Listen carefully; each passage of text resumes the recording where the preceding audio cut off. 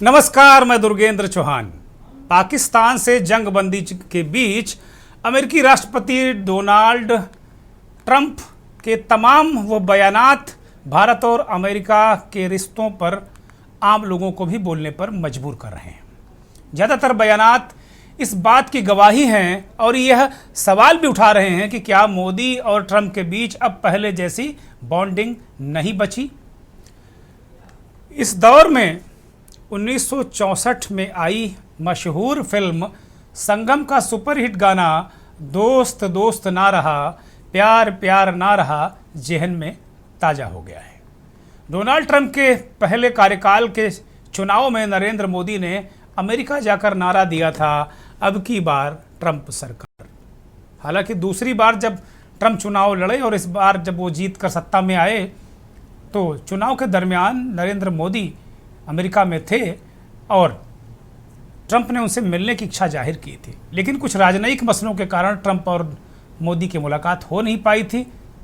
लोग कहते हैं कि इसी बात को ट्रंप मन में गांठ बांधे बैठे हैं। नायाब दोस्ती का उदाहरण और क्या हो सकता है दूसरा, जब एक प्रधानमंत्री किसी दूसरे राष्ट्र में जाकर वहाँ के उम्मीदवार, रिपब्लिकन उम्मीदवार के लिए ये कहे कि अब की बार ट्रंप सरकार, तो ये सब दूसरा उदाहरण आपको मिलता नहीं है। और आज जब डोनाल्ड ट्रंप ने एप्पल फ़ोन बनाने वाली कंपनी एप्पल के सीईओ टिम कुक को अर्दब में लिया, धमका दिया कि भारत में $500 अरब का निवेश वह कतई नहीं चाहते और मिस्टर कुक आप यह कतई नहीं करेंगे।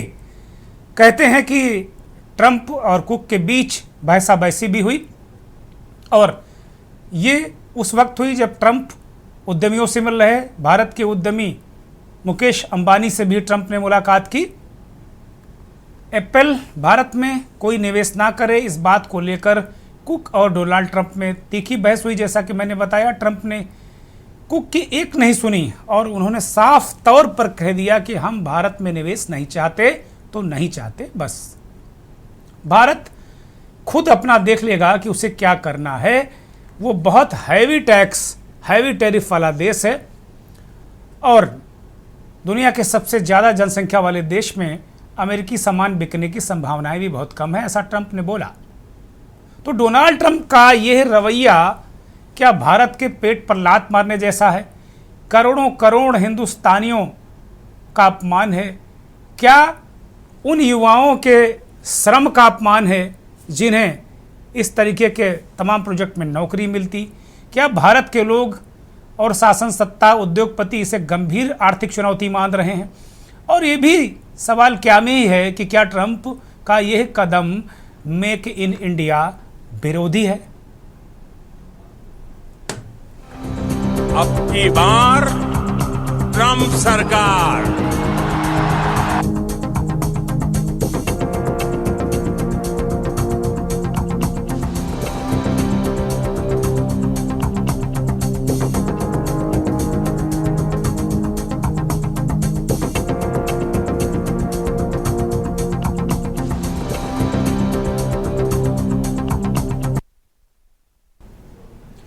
तो पेट पे लात, ये कार्यक्रम काफ़ी सोच समझ के बाद हमारी टीम ने डिस्कस किया और वास्तव में हमने माना कि ठीक है, आप इतने दिनों से युद्धबंदी के दौरान सीज फायर का क्रेडिट ले रहे थे, चलो कोई बात नहीं।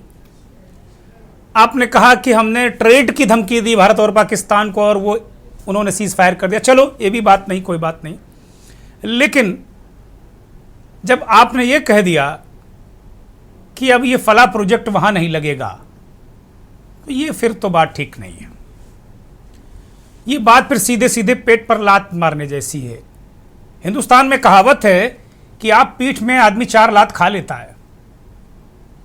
ये गंवई और देशज कहावत है, लेकिन पेट पे लात नहीं। जब पेट पे लात पड़ती है तो फिर आदमी अपना सर्वस्व न्यौछावर करके फिर उसका मुकाबला करता है। तो क्या ये शुरुआत है? ट्रंप और कुछ गुल खिलाने वाले हैं इस तरीके के, भारत के आर्थिक मसलों पर वो कुछ हदबंदी करना चाहते हैं, युद्धबंदी जैसी स्थिति लाना चाहते हैं। तमाम विद्वान इस बात को कहते हैं कि मौजूदा दौर में तोपों बंदूकों से युद्ध नहीं होते, युद्ध आर्थिक युद्ध होते हैं।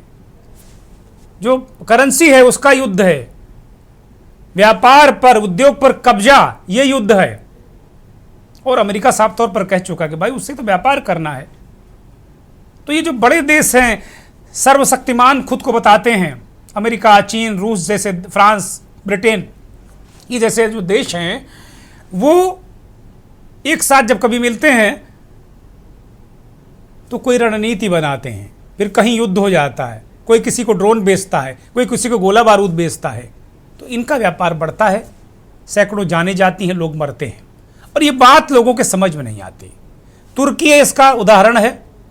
यूरोपियन यूनियन और तमाम लोगों के चढ़ाने पर तुर्की, हालांकि रूस के साथ उसके तमाम मतभेद थे, लेकिन वो भिड़ गया। 3 साल से युद्ध जारी है। और खुद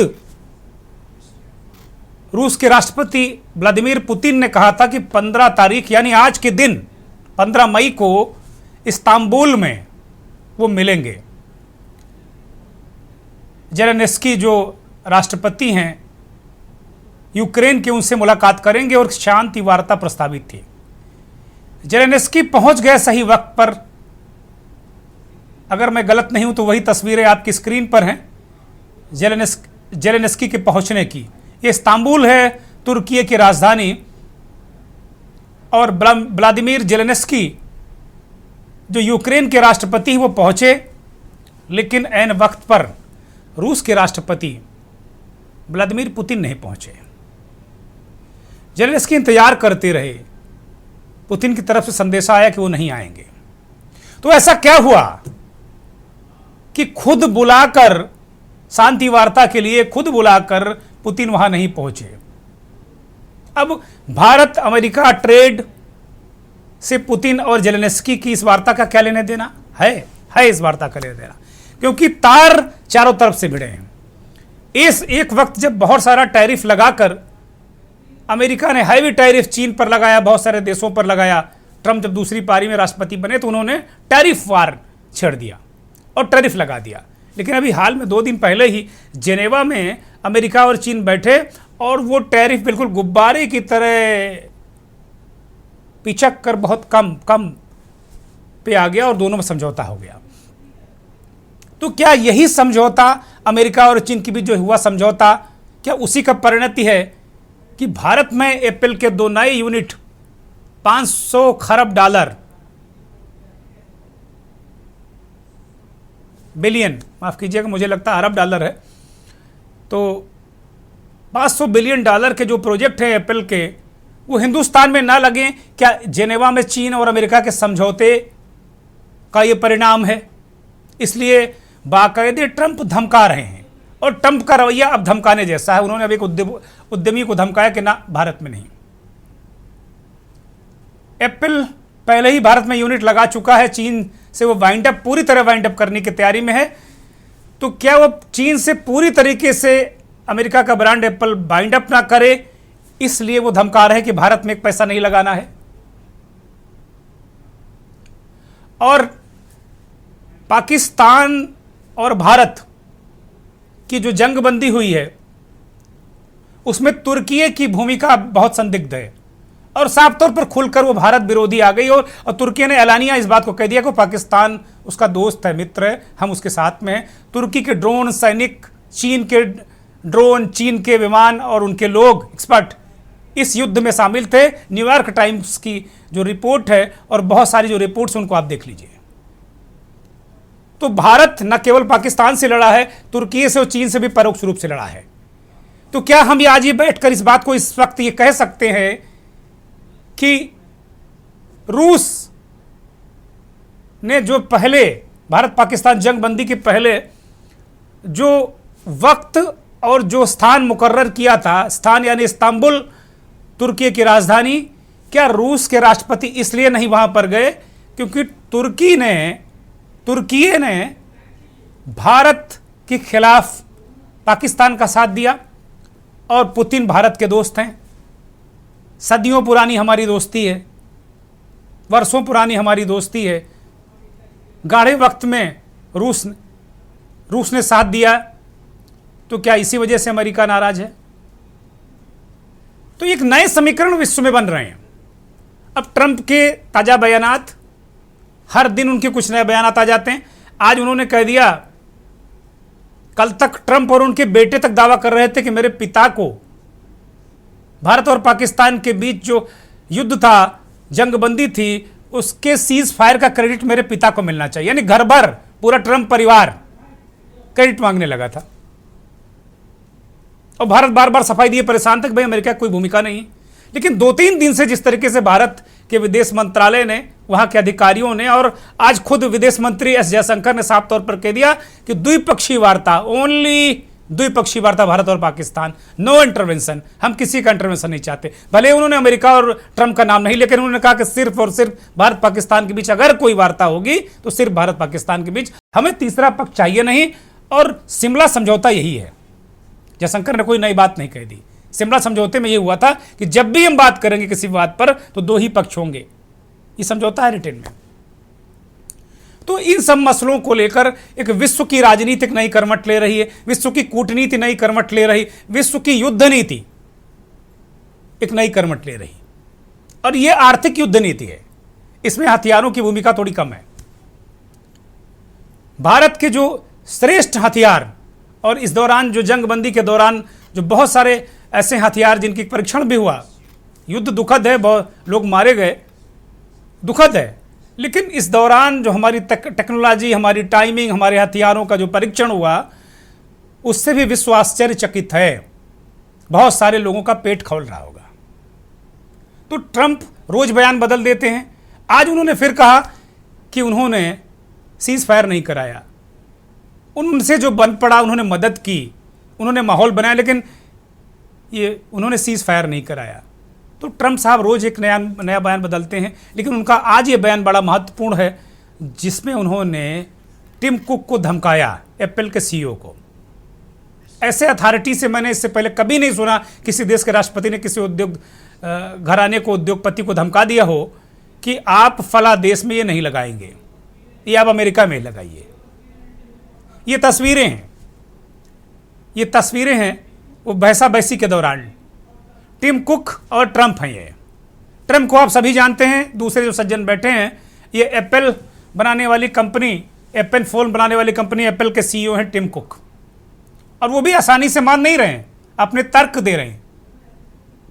दुम दबा कर बैठने वाले विदेशों के उद्योगपति भी नहीं हैं, अपना तर्क रखते हैं। आप देख रहे हैं किस तरीके से टिम कुक भी पूरी बहस कर रहे हैं और अपने ऊपर ट्रंप का सुरूर चढ़ने नहीं दे रहे हैं। वो जिस तरीके से जेलेंस्की ने ऑन कैमरा खारिज किया था, भले ही राष्ट्रपति और उपराष्ट्रपति मिलकर जेलेंस्की को जलील किया था, लेकिन लाख जलालत के बाद भी वो अपने स्टैंड पर कायम थे।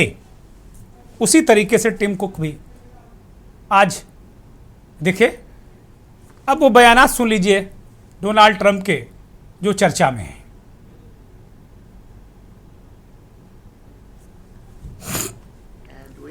Apple, as you know, is coming in. And I had a little problem with Tim Cook yesterday. I said to him, Tim, you're my friend. I treated you very good. You're coming in with $500 billion, but now I hear you're building all over India. I don't want you building in India. You can build in India if you want to take care of India, because India is one of the highest tariff nations in the world. It's very hard to sell into India. And they've offered us a deal where basically they're willing to literally charge us no tariff. So we go from the highest tariff, you couldn't do business in India, we're not even a top 30 in India because the tariff is so high, to a point where they have actually told us, I assume you too, Scott, you were working on that also, that there will be no tariff, right? Would you say that's a difference? They're the highest and now they're saying no tariff. But I said to Tim, Tim, look, we've treated you really good. We put up with all the plants that you built in China for years.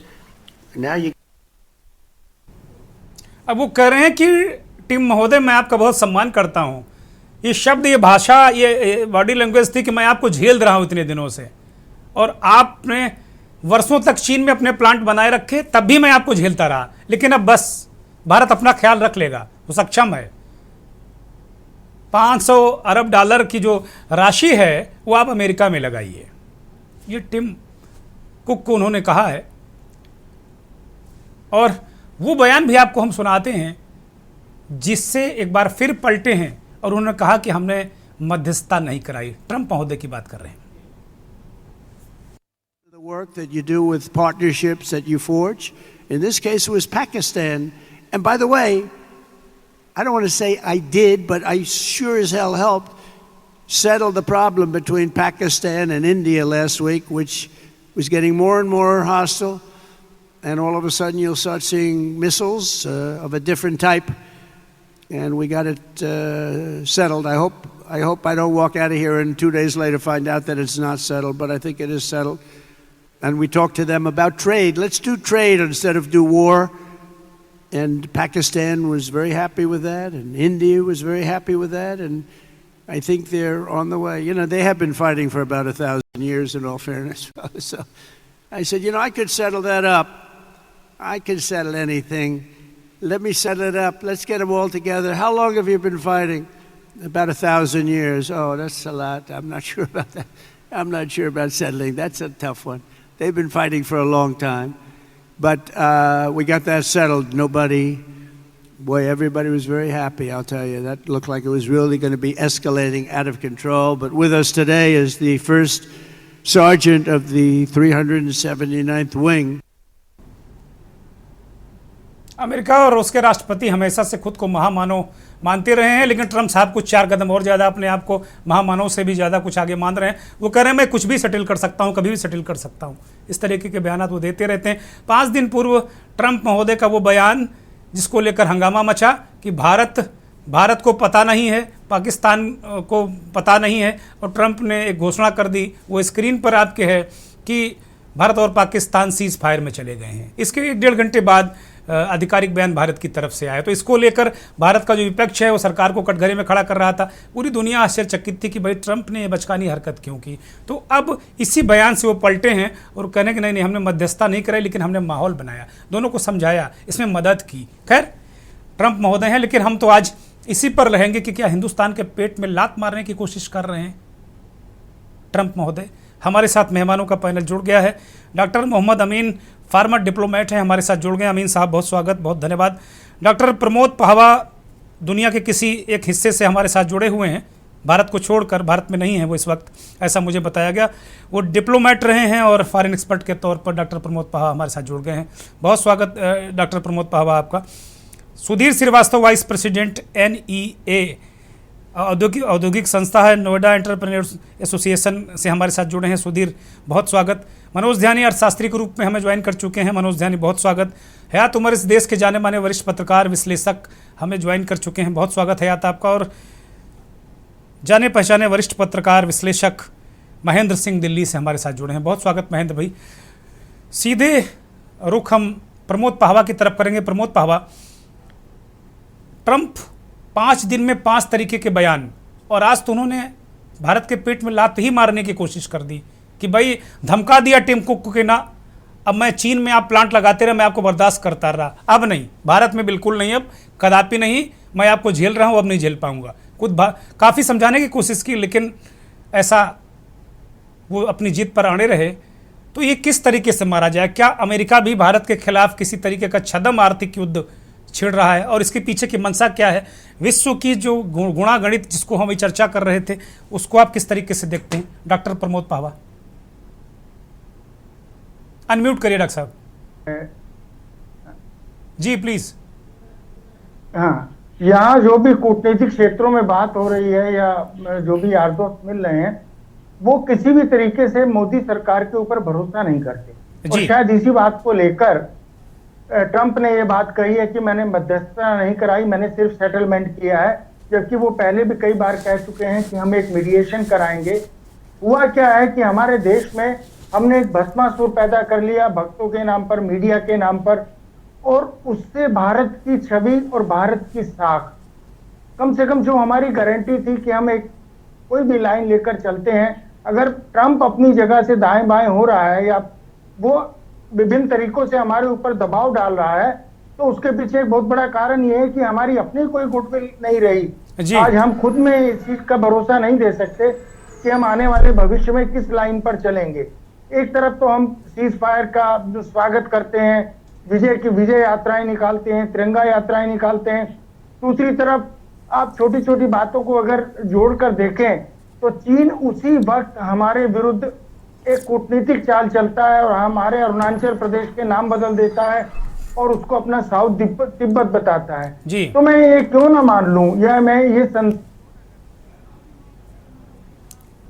Doctor साहब आवाज नहीं मिलकर भारत को crush करना चाहते हैं। जी जी जी। और अगर ऐसा है तो ये भारत के लिए अच्छा नहीं होगा और किसी भी देश को तकलीफ में लाने के लिए, मैं ऐसा तो नहीं कह सकता कि तोड़ने के लिए, लेकिन किसी भी सरकार और देश को तकलीफ में लाने के लिए सबसे पहला काम होता है कि उसको आर्थिक रूप से अक्षम बनाया जाए, उसको आर्थिक रूप से पंगु बना दिया जाए।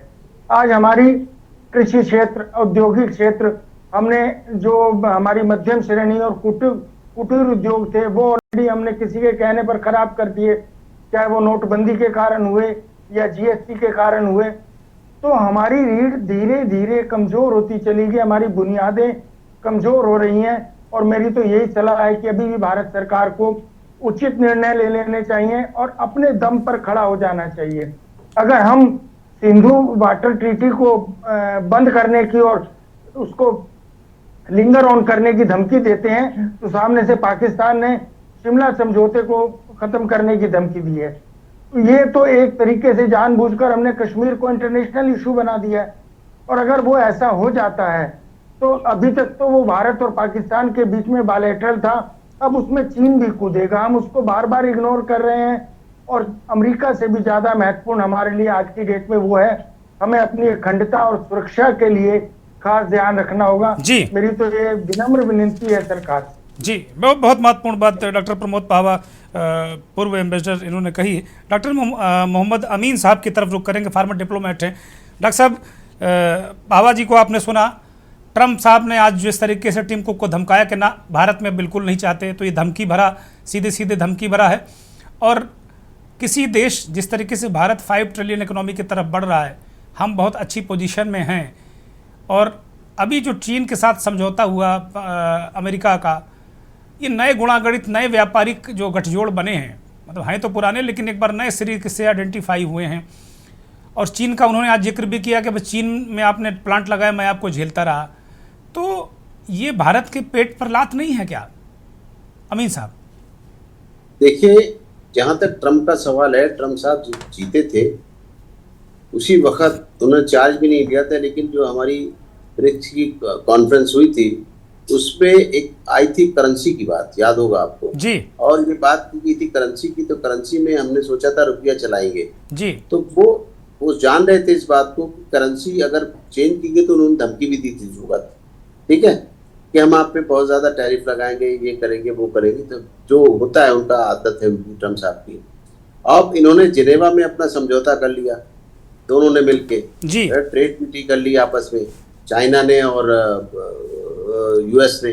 अब आप देखिए पिछले की क्या है कि हमारी देश की आर्थिक स्थिति अच्छी हुई, हमारे देश की जो सामाजिक स्थिति अच्छी हुई, अंतर्राष्ट्रीय स्तर पे हमारी छवि बनी। जब से 14 से आए हैं प्राइम मिनिस्टर हमारे, सब कंट्रियों में मूव कर रहे हैं, 1-to-1 डायलॉग हो रहा है, बायलैटरल ट्रीटी हो रही है, जहां पर भी देखिए हर जगह बात 1-to-1 हो रही है, चाहे वो गल्फ कंट्री हो, सऊदीया हो, चाहे जहां भी हो, उन्होंने हमें से बात की और अपने इंडिया का पक्ष रखा, दूसरों की बात सुनी। उसी का नतीजा है कि आज एक विश्व पटल पे अच्छी तरीके से पोजीशन आ गई हमारी। और अब ये उनको बर्दाश्त नहीं है अमेरिका को। अमेरिका को पहले भी बर्दाश्त नहीं था और अभी बर्दाश्त नहीं है। आप देखिएगा कि ये लोग हमको अच्छे नहीं देखना चाहते, क्योंकि अब इंडिया का नाम इनके साथ जुड़ने लगा है विश्व स्तर पे। जैसे पहले जाना जाता था चाइना, अमेरिका और रशिया, आज भारत का भी नाम है बराबर पे। आप पहले देखिए हम वेस्ट की पॉलिसी यूज करते थे, कभी ईस्ट की पॉलिसी में विदेश मंत्रालय ने यूज किया, लेकिन जब से 14 है तब से हमने अपनी स्वतंत्र पॉलिसी रखी है प्राइम मिनिस्टर ने। और हमारे विदेश मंत्री चूंकि कैरियर डिप्लोमेट है तो उनकी भी एक बहुत मेहनत है इस मामले में, और कंट्रीज के बीच से बात करना, आना जाना और सब कुछ चलते। तो इस बात को पचा नहीं पा रहा है अमेरिका। अमेरिका ने भी देखा कि अगर हम, ये अमेरिका की एक नीयत थी हमेशा, वो चाहता था कि हम पीओके में आके बैठ जाएं। पीओके में आके बैठने के लिए 2008 में जब अफगानिस्तान की वार हो रही थी तब भी इसने कोशिश ये की थी कि हम रिफ्यूलिंग के लिए यहाँ पर अपने एयरक्राफ्ट को भेजें, जो लड़ाकू एयरक्राफ्ट है। लेकिन इंडिया गवर्नमेंट ने उस वक्त उनको डिनाई कर दिया था कि हम आपको रिफ्यूलिंग का सेंटर नहीं बनने देंगे। फिर अब यही इनकी नीति है अमेरिका की, क्योंकि चाइना का तो अपना प्रभुत्व यहाँ जमा हुआ है पाकिस्तान के साथ में, यूके के साथ में वो डील है उसकी। लेकिन अब अमेरिका क्या है कि चाइना को वॉच करना चाहता है। दुश्मन तो दुश्मन है, चाइना है, रशिया है और कोरिया है, जो इनके सीधे दुश्मन है। यहाँ पे ईरान भी पड़ता है सेंट्रल एशिया में। इसलिए ये लोग चाहते हैं अमेरिकन कि यहाँ पर आए, और अमेरिकन आ नहीं पा रहे। पिछली बार भी ट्रम्प ने यही बात कही थी कि हम बीच में मध्यस्थता करते हैं, आपका मसला हल कर देंगे। और ये जो इस तरह की बातें हैं वो इसीलिए करते रहते हैं, टाइम टू टाइम चेंज करते रहते हैं। अब वो एजेड हो चुके हैं, ठीक है, he is not a diplomat I am sure, and he is not a politician also, he is a businessman. तो उनको जहां कहीं फायदा होता है उस डील पे वो पहुंच जाते हैं। ठीक है। आज देखिए सऊदी अरब पहुंच गए, आज देखिए वो वहां बैठे हुए हैं कतर में। क्या है, कतर ने भी उनसे कहा कि हम आपको पर्सनल यूज करने के लिए आपका US-1 देंगे बना के। तोहफे ले रहे हैं अमीन साहब, जहाज तोहफे में ले रहे हैं, जहाज तोहफे में ले रहे हैं, डील करते हैं। अमीन साहब, ट्रम्प साहब जहाज तोहफे में ले रहे हैं, छोटा मोटा काम नहीं कर रहे हैं वो। जी, वही कह रहा हूँ मैं। जो ट्रम्प साहब हैं वो उन्होंने देखा कि अब हमारी बात जो चाइना से बन जाएगी, चूंकि चाइना, मैंने देखा है, मैं अमेरिका गया था तो जब मैं शुरू ट्रम्प ये लेके आया एप्पल, तो मैंने जब जहाज में आके खोला उसका एप्पल तो देखा मेड इन चाइना। और अमीन साहब ये भी कहीं उनके अंदर टीस होगी कि जो जहाज उन्होंने पाकिस्तान को दिए, एक तरफ तो जहाज कतर हो तो उनको तमाम जो अरब कंट्रीज हैं वो जहाज दे रहे हैं, माल असबाब दे रहे हैं, उपहार दे रहे हैं, और दूसरी तरफ भारत ने पाकिस्तान के कई जहाज मार गिराए जो अमेरिका ने उसे दिए थे। तो कहीं ना कहीं ये भी दर्द हो सकता है ट्रम्प साहब का। हमारे पहलगाम के अंदर जो टेररिस्ट घुसे थे उनके हाथों में कौन सी राइफलें थी और गन थी? वो मेड थी carbine AK-47 made in USA। Arms ammunition भी सप्लाई कर रहे हैं, हमारी हमदर्दी भी कर रहे हैं। ये इनका शुरू से आदत रही है, हमारे देश में आके कुछ बात करते थे और वहां जाके उनकी सहायता करते थे हर तरीके से। यही वजह है इन्होंने हमारे बीच में दुश्मन खड़ा रखा है। और आपको एक दूसरी बात बताऊं कि इसी तरह आप देखेंगे गल्फ कंट्रीज बीच में शैतान तरीके से पैदा कर दिया, कंट्री का मैं नाम नहीं लूंगा, जो उनको सबको तंग किया रहता है, छोटा सा है, ठीक है, आया था टेंट में, आज उनसे कंट्री को टेंट में बिठा दिया है। ये है क्वालिटी। ठीक है अमीन साहब, मैं लौटूंगा एक छोटा सा 30 सेकंड का कमेंट, सीधे मैं जाऊंगा डॉक्टर प्रमोद पावा के पास। 30 सेकंड का कमेंट। पावा साहब, अभी जो पूर्व एम्बेसडर अमीन साहब इस बात को कह रहे हैं कि 2014 के बाद हमारी इंडिपेंडेंट पॉलिसी थी, पहले हम पश्चिम को फॉलो करते थे, तमाम चीज़ों को फॉलो करते थे, इसलिए हम बहुत स्ट्रांग रूप से अमेरिका का विरोध नहीं कर पाते थे या अपनी स्थिति बहुत मजबूती के साथ विश्व समुदाय के सामने नहीं रख पाते। छोटा सा कमेंट चाहूंगा, फिर मैं ब्रेक पर जाऊंगा। मैं देखें सर, अमेरिका की जहां तक विरोध की बात है तो 1971 में मिसेस गांधी ने दिखा दिया था निक्सन को कि भारत की स्थिति क्या है। और 2014 से पहले या उससे भी पहले जब अटल बिहारी जी की सरकार थी तब तक हम गुट निरपेक्ष के नेता होते थे, वो हमने गुट निरपेक्ष आंदोलन को समाप्त कर दिया। उसके बाद राजीव जी ने सार्क बनाया था, उस सार्क को हमने समाप्त कर दिया। अभी सर ने बोला है कि हमने उनको रिफ्यूलिंग के लिए मना कर दिया था, लेकिन इनको याद रखना चाहिए कि हमने वहां कॉम कासा और बीका की एग्रीमेंट किए हुए हैं। हम किसी भी कंडीशन में उनकी रिफ्यूलिंग और अपने अड्डे इस्तेमाल करने के लिए मना नहीं कर सकते। फिर भी अगर कोई बात है तो मैं हाजिर। मैं वार प्लेन की बात कर रहा हूँ, मैंने कहा वार प्लेन। हाँ सर, वो कॉम कासा में वार प्लेन भी है सर, सैनिक अड्डे वो इस्तेमाल कर सकते हैं हमारे आवश्यकता पड़े। लेकिन हमने नहीं किया उस वक्त 2008 में एमईए में। सर हम एग्रीमेंट में बंधे हुए हैं। Thank you. आप दोनों बने रहिए, मुझे ब्रेक पर जाना है, आप दोनों बने रहिए। बड़ी महत्वपूर्ण चर्चा है, विदेशी मामलों के दो महत्वपूर्ण जानकार हमारे साथ में हैं। ये चर्चा बहुत दिलचस्प होने वाली, लेकिन सवाल यही है कि क्या ट्रंप हमारे पेट में लात मार रहे हैं? अब की बार ट्रंप सरकार।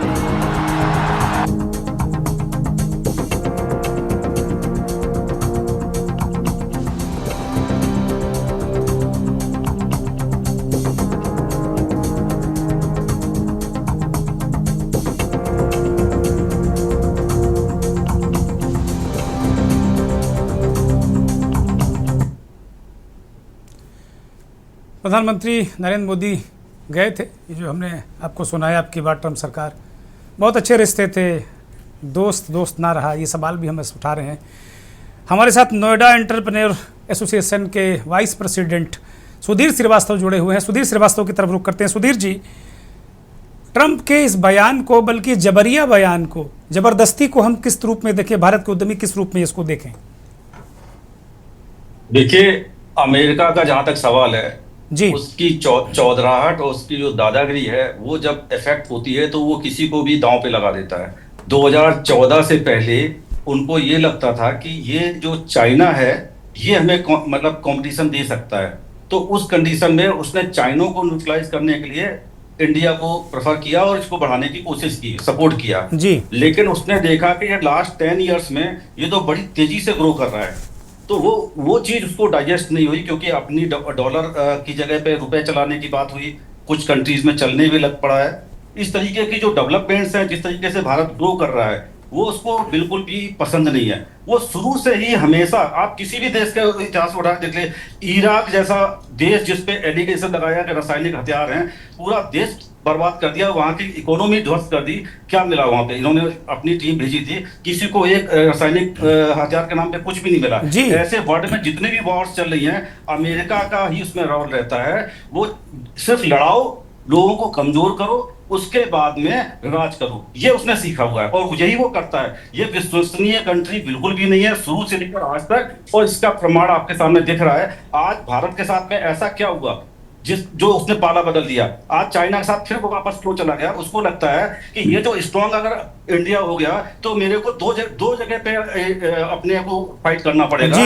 उसकी जगह पहले चाइना तो अभी ऑलरेडी एस्टेब्लिश हो चुका है, उसको तो निपट लेंगे, पहले इंडिया को निपटाओ, सो दैट कि वो भी उनकी शरण में पड़ा रहे। उसको पसंद है कि उनकी शरण में जो पड़ा रहेगा उससे वो खुश रहेगा। मेन बात ये है। रही बात इसकी, जब एप्पल की कंपनीज नहीं आई थी तब भी इंडिया ग्रो कर रहा था, 11वीं से 5वीं अर्थव्यवस्था में आया है और ये ऐसे ही बढ़ेगा। ऐसे किसी भी दादागिरी का हम सब देशवासियों को मिलकर के फाइट करना पड़ेगा। जिस तरीके से अभी ये जो भी हमारा पहलगांव के बाद में जो जिस तरह से अटैक हुआ, पूरा देश एक साथ था, ऐसे ही एक साथ रह के हम किसी भी मुकाबले को डट के मुकाबला करेंगे। लेकिन इस तरीके के लोगों के सामने हमें इनकी पहचान भी हो गई है। अच्छा हुआ ये जो इन्होंने दिखाया, और खास तौर से ये जो हमारे ट्रम्प साहब हैं, इस बार सेकेंड टर्नओवर पे इनका पहले दिन से ही हाव भाव समझ में आ गया था कि इनका टारगेट क्या है। इनका टारगेट यही था कि अब जो तेजी से उभरती अर्थव्यवस्था भारत की है उसको पहले लगाम लगाना जरूरी है। चाइना तो है ही उनके पहले भी, तो उसको निपटेंगे जैसे पहले चल रहा था, लेकिन अभी उनको न्यूट्रलाइज करने के लिए इस पूरी एशिया में यहाँ पे अपने आप को बनाए रखने के लिए पाकिस्तान पे हाथ रख दिया। और ये बिल्कुल सच्चे लोग नहीं है। ये आतंकवाद के बाद जो कहते हैं आतंकवाद के खिलाफ लड़ाई करने की बात करते हैं, बिल्कुल झूठ है। इनको नहीं, ट्रंप ने कभी कहा भी नहीं, सुधीर भाई, ट्रंप ने कहा भी नहीं, झूठ का भी नहीं कहा। इस दौरान झूठ का, आतंकवाद का नाम ही नहीं लिया उन्होंने। वो तो युद्ध की बात करते रहे, आतंकवाद का एक शब्द ही इस्तेमाल नहीं किया। तो अब ये सच्चा झूठा की तो बात ही कोई नहीं है इसमें। नहीं, ये हर जगह पे है। ये अभी इन्होंने एक लगाया कि हमने दोनों कंट्री को बीच में मध्यस्थता की, दो दिन बाद पलट गए। एक उद्यमी के तौर पर सुधीर जी, एक उद्यमी के तौर पर कैसे सोचते हैं भाई, ये पहला कदम है, कल हो सकता है दूसरा कदम बढ़ा दे, तीसरा कदम बढ़ा दे, तो हम इसको डिनाई तो नहीं कर सकते कि एप्पल से पहले हमारी व्यवस्था। एप्पल एक नजीर है, एक प्रतीक है, आगे वो क्या करने वाले हैं। अगर वो कुछ इस तरीके का खुराफात करते हैं तो जाहिर सी बात है जो रफ्तार हमारी है, क्या हम बिल्कुल डिनाई कर दें कि उसमें कोई असर नहीं पड़ेगा? बिल्कुल बिल्कुल, कहीं ना कहीं इफेक्ट पड़ेगा। एज ए उद्यमी मैं भी इस बात को मानता हूं कि इसके ऊपर कहीं ना कहीं थोड़ा बहुत इफेक्ट पड़ेगा, लेकिन हमारा अपना जो बाजार है, इसके अलावा जो ये यूरोपियन कंट्रीज हैं वो भी इनका फेस देख चुकी हैं। फ्रंट पे बेशक ना है, लेकिन इनके यहाँ पर भी हमारे मार्केट खुला हुआ है। और ये पूरा यूरोपियन कंट्रीज ने, अभी पीछे आपने देखा होगा, उन लोगों ने मीटिंग करी है यहाँ पे। जिस तरीके के ये चाहते हैं पूरा हर जगह पे कंट्रोल करना, वो कहीं ना कहीं होने वाला नहीं है।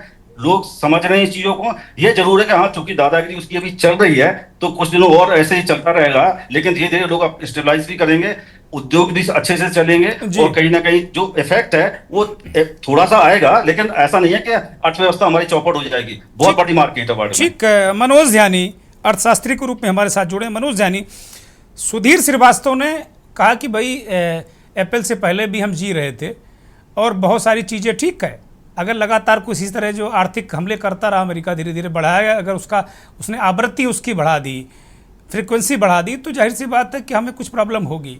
लेकिन एक अर्थशास्त्री के रूप में ट्रंप के इस बयान को और अर्थव्यवस्था को या किस रूप में देख रहे हैं? क्या एक आर्थिक युद्ध की पृष्ठभूमि तैयार की जा रही? देखिए, यूक्रेन युद्ध के बाद, कोविड काल से और यूक्रेन युद्ध के बाद जो जिस तरीके का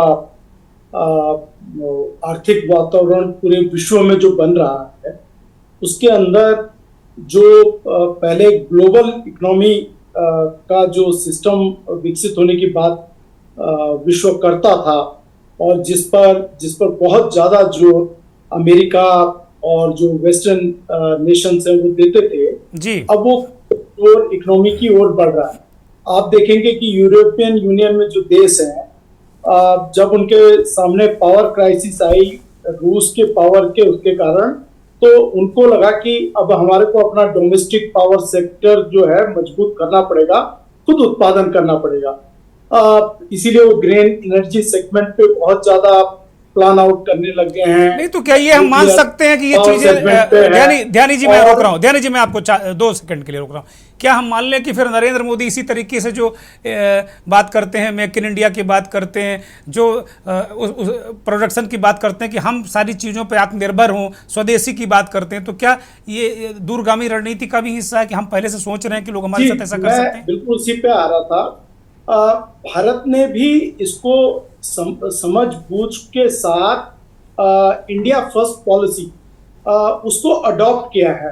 बल्कि ट्रम्प साहब ने अमेरिका फर्स्ट पॉलिसी इंडिया की, मुझे लगता है कि इंडिया की देखा देखी में जैसे एक तरीके से नकल की है।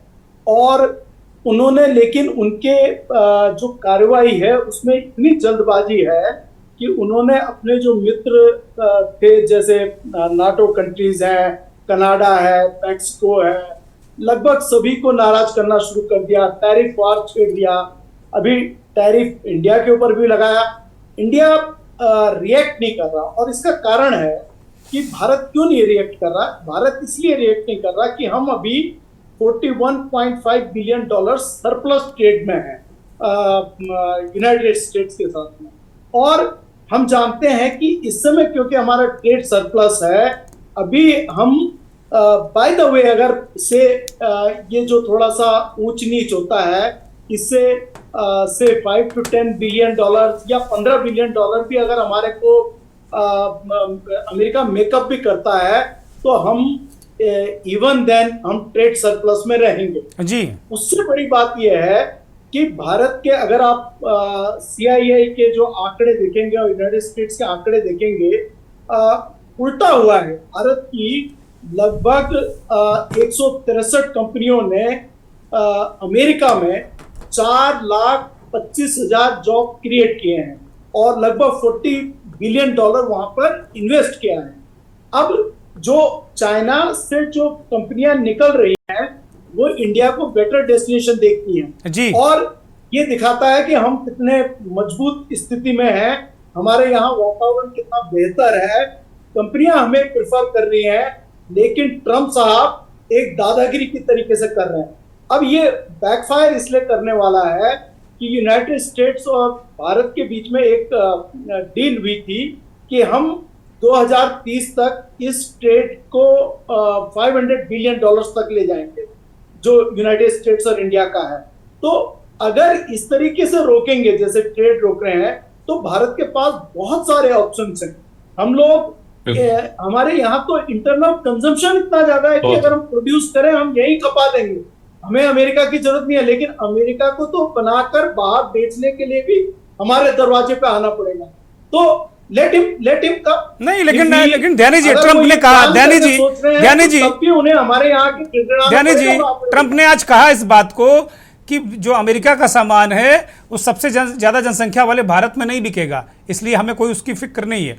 और यही बात जो आपने कही, इस बात को उन्होंने बहुत पुरजोर तरीके से कहा। जो $500 बिलियन जो टिम कुक लगाने वाले थे, इसीलिए उनको रोका है, जैसा आप रेफरेंस दे रहे हैं। बताऊं, एप्पल आए या ना, हम टेलीकॉम सेक्टर में आज भी एक्सपोर्ट कर रहे हैं ज्यादा यूनाइटेड स्टेट्स को, बजाय यूनाइटेड स्टेट्स से लेने के बजाय। ठीक है, तो हम बहुत अच्छी पोजीशन में रहेंगे। देखिए, अकेला एप्पल, इसमें no doubt Apple is very good, और मुझे लगता है एप्पल को अगर चॉइस मिलेगी वो भारत में ही आना चाहे। नहीं होगा, चॉइस कहाँ मिल रही है? वो तो गले में तोप लगा दे रहे हैं टीम के साथ हम कर सकते हैं। अब आप करेंगे क्या? हमारे हमारे यहाँ जो प्रोड्यूस होगा आज की तारीख में, अगर आप देखें ये पाकिस्तान वाला जो अभी मैच हुआ है युद्ध के मोर्चे पे, हमारे यहाँ BHEL, HAL, जितने भी जो सेगमेंट्स के हैं, राडार सेगमेंट के, सारी कंपनियों के शेयर जो है अप टू 19% उनकी शेयर वैल्यू बढ़ गई है। और वहीं चाइना का आप देखिए मार्केट में उनके जो ड्रोन का कंपनी की थे उनके शेयर डूब गए नीचे की तरफ जा रहे हैं क्योंकि वो परफॉर्म नहीं कर रहे हैं। तो इंडिया के बाजार में तो चाहे जिस सेक्टर में भी होगा, भारत को बिल्कुल अपनी स्वदेशी नीति पे बिल्कुल मजबूती से बने रहना चाहिए, क्वालिटेटिवली इंप्रूव करना चाहिए। टेक्नोलॉजिकल इनोवेशंस के लिए हमारे को जो पार्टनरशिप कर सकते हैं वो अलायंसेस बनाने चाहिए। एंड जैसे फ्रांस ने राफेल का हमारे को बाकायदा सोर्स कोड दे दिया है कि हम उसमें जो भी परिवर्तन कर सकते हैं, इस तरह की डील्स को हमें प्रमोट करना चाहिए। And we should not kneel down, हमें फाइट भी नहीं करनी, डॉग फाइट में उतरने की आवश्यकता नहीं है, लेकिन जो हमारे बेस्ट ऑफ द पार्टनर्स हो सकते हैं, हमारे लिए बेहतर हो सकते हैं, उनके साथ हम डील करें। It could be Russians, it could be French, it could be Japanese, है ना। तो हमारे को बहुत आवश्यकता नहीं, हम एक हमारा यहाँ खुद कंजम्पशन की इतनी डिमांड है कि we do not need America. मेरा तो ठीक है, मैं आता हूँ, मैं आता हूँ ध्यानी जी, मैं हयात उमर को चर्चा में लेता हूँ। हयात उमर, ध्यानी जी ने कहा कि हमें स्वदेशी को और स्ट्रांग करना पड़ेगा। आज के दौर में इस वक्त तक अगर हम देखें तो क्या जो स्वदेशी हमारा मॉडल है, क्या वो इतना स्ट्रांग हो चुका है कि हमें परवाह नहीं है किसी की? स्वदेशी मॉडल है जी, हमारा स्ट्रांग हो चुका है जी। हम विश्व का प्रोडक्शन पावर हाउस होने चाहिए जी, लेकिन हमारी अर्थव्यवस्था आज की तारीख में उपभोक्ता की अर्थव्यवस्था है। हम विश्व के सबसे बड़े उत्पादक नहीं है, हम विश्व के सबसे बड़े उपभोक्ता जी। हमारे यहाँ एप्पल इसलिए नहीं आ रहा है कि हमें यहाँ पर हमारे इतनी उत्पादन क्षमता, हमारे पास इतनी टेक्नोलॉजी है या हमारे पास ऐसे संयंत्र है। वो यहाँ पे इसलिए निवेश कर रहा है कि यहाँ पे सबसे ज्यादा जितना वो यूरोप में बेचता है मोबाइल, उतना वो अकेले भारत में बेचता है। वो यहाँ पे इसलिए आ रहा है कि चीन पर प्रतिबंध लगने के बाद उसके पास सस्ते श्रम के लिए और कोई बाजार नहीं है जी। वो सस्ते श्रम की तलाश में आ रहा है। अमेरिका में लगाएगा तो उसे डॉलर में भुगतान करना पड़ेगा, हमारे यहाँ लगाएगा तो रुपयों में भुगतान करना पड़ेगा। उनके $1 के मुकाबले हमारा रुपया 87 रुपए का है। हमें वास्तविकताओं से आंखें बंद कर करके अगर हमें लगता है कि हमें कुछ हासिल हो जाएगा, तो आप बिल्ली की तरह आंखें बंद कर लिए, शुतुरमुर्ग की तरह रेत में सिर गाड़ लीजिए। कबूतर की तरह, कबूतर की तरह, कबूतर की तरह भी कह सकते हैं। कबूतर की तरह बिल्ली आ जाती है तो कबूतर बंद कर लेता आंखें। बिल्कुल जी। इन्हीं डोनाल्ड ट्रंप को जिताने के लिए हम लोगों ने हवन किए थे। प्रधानमंत्री ने जाकर के वहां रैली की थी। अब की बार ट्रंप सरकार, हयात साहब वो इंटरनेशनल नेता हैं, क्यों नहीं रैली करेंगे? जी जी, बहुत डिमांड आती है उनकी भाई। इन्हीं ट्रंप के लिए कहा था कि माय डियर फ्रेंड डोनाल्ड। तो जो माय डियर फ्रेंड जैसे अगर हमारे पास 2-4 और मित्र हो जाएं, तो हमें ना पाकिस्तान की जरूरत है ना चीन की जरूरत है। जी जी, ये अकेले काफी होंगे हमारे लिए। हम अपनी शक्ति पूरी इन्हीं से निपटने में लगा देंगे। ये वही अमेरिका है जिसने अभी इसी साल $294 मिलियन का पाकिस्तान को सैन्य पैकेज दिया है। असैन्य की बात नहीं कर रहा हूं मैं, सैन्य पैकेज दिया है जी। और ये वही सऊदी अरब है जिसने $3 बिलियन अमेरिका पाकिस्तान को प्लेज किए। और ये दोनों हमारे बहुत अच्छे मित्र हैं। हमारे मित्र हैं इसलिए ये लोग अमेरिका की, पाकिस्तान की सहायता कर रहे हैं। हमारे मित्र हैं इसलिए वो सीजफायर बता रहे हैं कि सीजफायर किसी सैन्य मजबूरी में पाकिस्तान की अपील तरफ से नहीं हुआ है। सीजफायर इसलिए हुआ है कि हमने दोनों देशों को धमकाया कि भैया व्यापार करना है तो फिर युद्ध नहीं करोगे, तो दोनों देश झट से मान गए। आज 7 घंटे पहले ट्रंप ने घोषणा की कि भारत से बातचीत हो गई है, ट्रेड डील हो गई है और ऑलमोस्ट 0 टैरिफ पे व्यापार होगा। 3 घंटे पहले हमारे विदेश मंत्री सफाई दे रहे हैं कि नहीं, अभी वार्ता का दौर जारी है, ये चीजें जटिल होती हैं, अभी कोई फैसला नहीं हुआ है। ये तो नई बात लेकर आ गए आप। अभी अभी ये भारतीय मीडिया में विमर्श में नहीं है, या तो है नहीं या नहीं लाई जा रही है, दोनों कारण हो सकते हैं। अभी तो तय नहीं हुआ है, अभी तो वार्ता चल रही और ट्रंप कह रहे हैं सब कुछ फाइनल हो चुका है, बस घोषणा बाकी है। भारत 0% टैरिफ पे ऑलमोस्ट राजी हो गया है। इतना ही नहीं, जब ट्रंप एक बार नहीं, 2 बार नहीं, 3 बार ट्वीट करते हैं इस बात को है कि उन्होंने समझौता करवाया, उन्होंने डील करवाई या सीजफायर करवाया, तो हमारे पीएम की तरफ से एक भी बार का ऐसा ट्वीट नहीं जाता है जो ये कहता हो कि ट्रंप झूठ बोल रहे हैं। नहीं, ऐसा हम लोग लड़ना नहीं चाहते। कौन सी डिप्लोमेटिक मजबूरी है? हमें अमेरिका से क्या मिल रहा है? क्या अमेरिका ने कश्मीर पर कभी समर्थन किया है भारत का? हमेशा उसको डिस्प्यूटेड क्षेत्र कहा है, हमेशा उसको डिस्प्यूटेड क्षेत्र कहा। आप बताइए पहले कब अमेरिका ने कहा नहीं उसे डिस्प्यूटेड क्षेत्र है?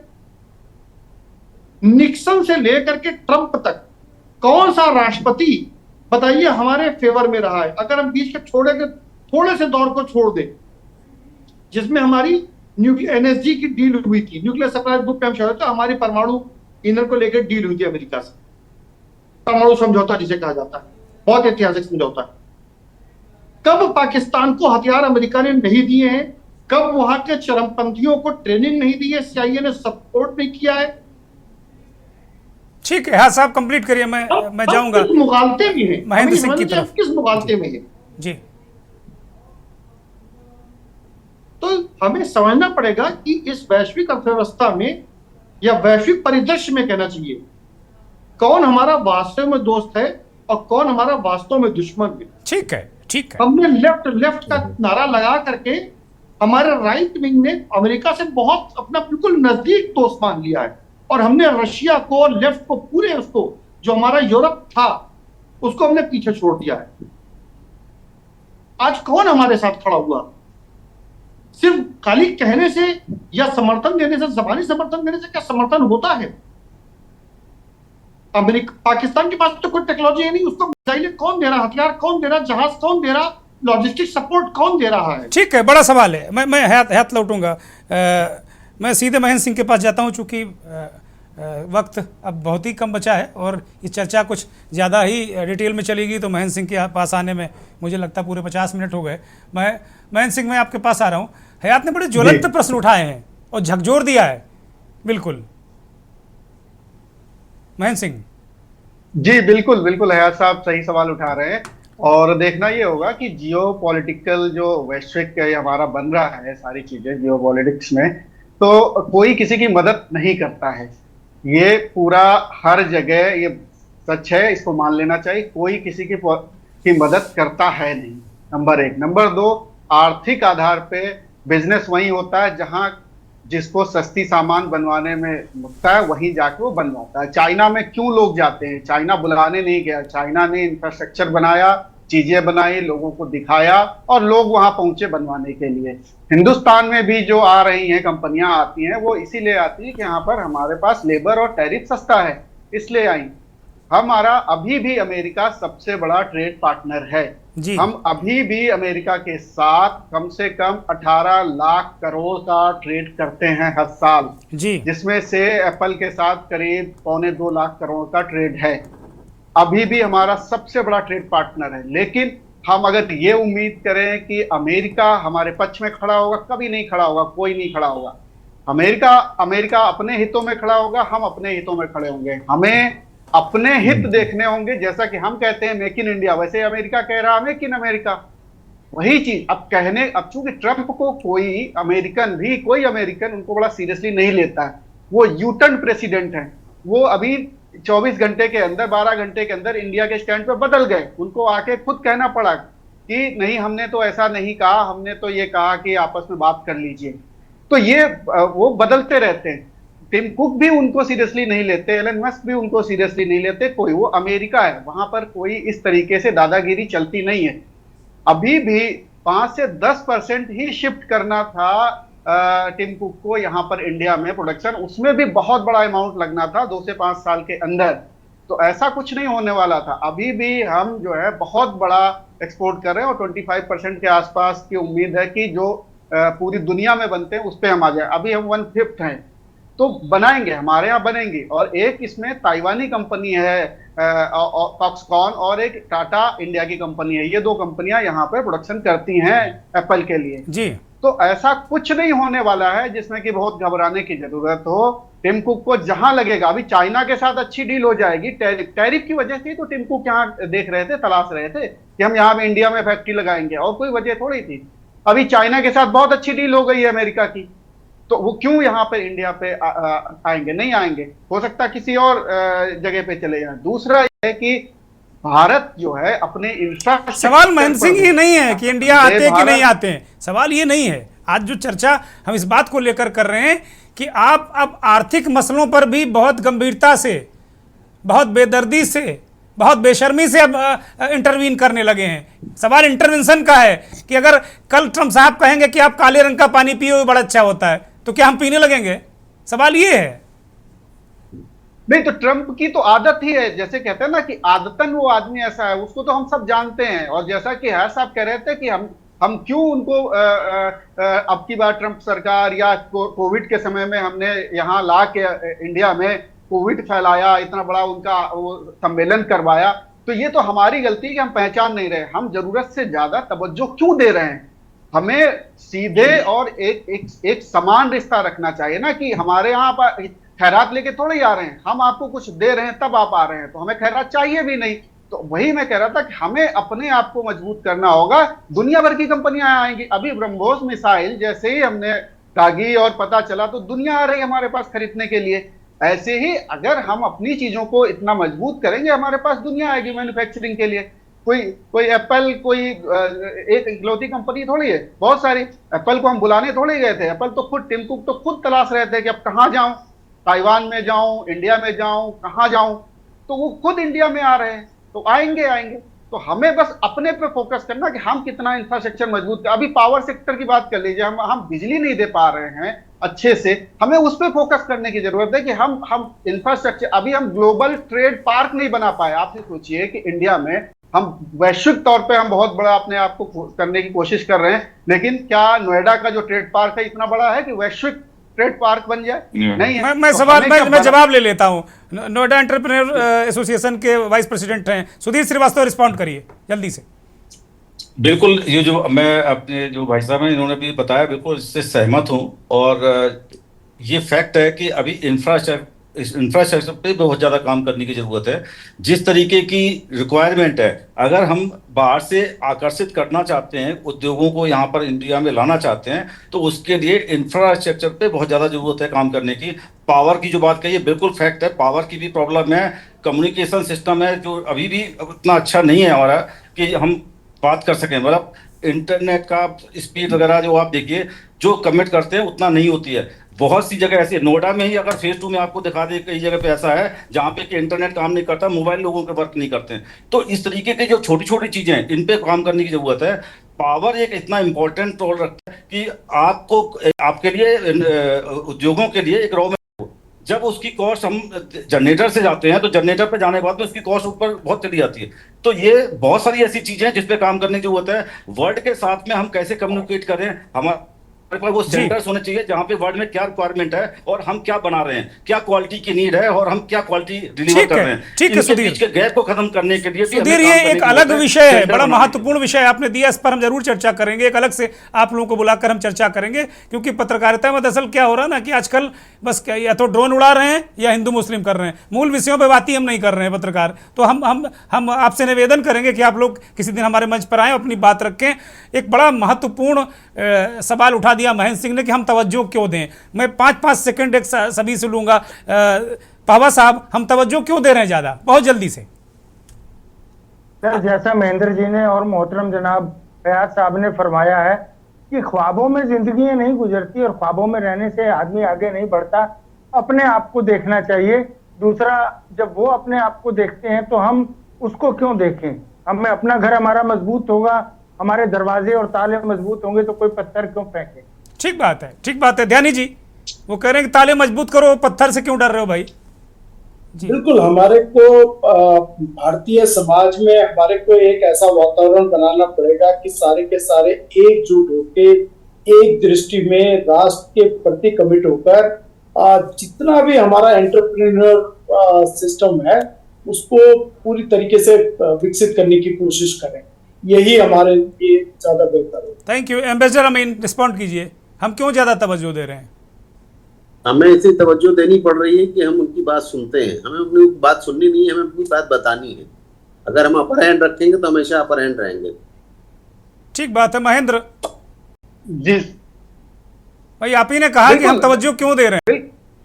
बिल्कुल बिल्कुल, ये तो यही है कि हम अपने आप को करें, हम अपने यहाँ डेवलपमेंट करें और एक स्ट्रेटेजिक तरीके से डेवलपमेंट करें। और सारे जो जितने ये लोग हैं बिजनेस में लगे हुए हैं, उनसे उनको अभी तो हमारे यहाँ क्या चलता है कि व्यापारी को दुश्मन माना जाता है, मतलब इस तरीके से पोर्ट्रेट किया जाता है वो दुश्मन है हमारे। हम उनको पता नहीं क्या सोचते हैं, कोई बिजनेसमैन है वो पता नहीं क्या सोचते हैं कि ठग ही है, ये सब कुछ ये नहीं देखते कि बिजनेसमैन कितने लोगों को रोजगार देता है। ये जो पटरी आज ये डेवलपमेंट देख रहे हो, ये कारोबार से ही आया है, ये ऐसे नहीं आ गया है। तो एक तो उनको गले लगाने की जरूरत है, उनके अभी भी टैक्स रिफॉर्म्स की इतनी जरूरत है कि आप अगर इन लोगों से बात करेंगे तो पता चलेगा कि क्या क्या दिक्कतें आ रही हैं। तो बहुत सारी मैं जल्दी इस पर चर्चा करूंगा। है तुमर, अब चूंकि वक्त नहीं है, बहुत संक्षिप्त में इस कार्यक्रम की अंतिम टिप्पणी है तुमर।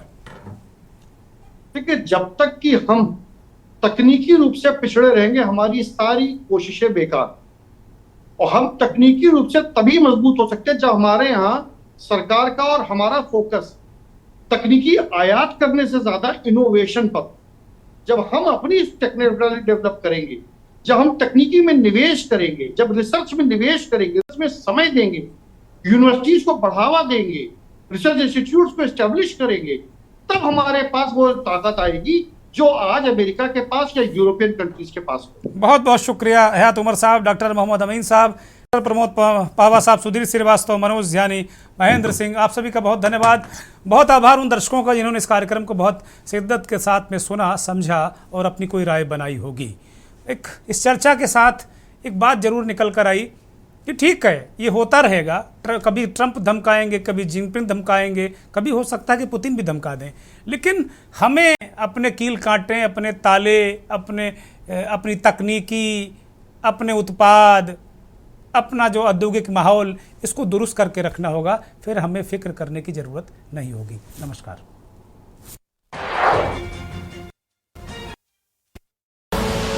आप देख रहे हैं के न्यूज़, खबरों का सारथी।